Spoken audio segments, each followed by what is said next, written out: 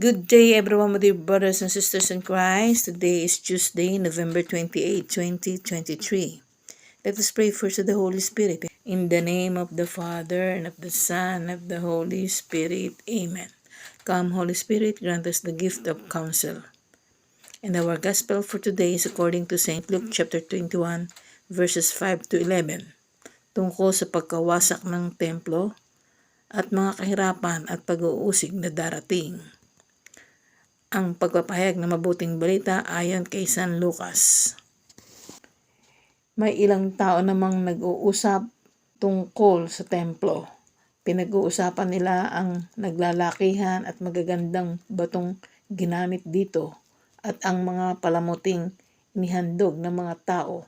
Kaya't sinabi sa kanila ni Jesus, darating ang panahon na ang lahat ng nakikita ninyong iyan ay iguguho at walang matitirang magkakapatong na mga bato. Tinanong nila si Jesus, Guro, kailan po mangyayari iyon? At ano ang magiging palatandaang iyon ay magaganap na? Sumagot si Jesus, mag-ingat kayo upang hindi kayo mailigaw ni numan. Marami ang darating sa aking pangalan at magsasabi, Ako ang Kristo. At dumating na ang panahon. Huwag kayong susunod sa kanila. Huwag kayong matatakot kung makabalita man kayo ng mga digmaan at mga himagsikan. Dapat mo nang mangyari ang mga iyon, subalit hindi kaagad darating ang wakas. At sinabi pa niya, maglalaban-laban ang mga bansa at ang mga kaharian.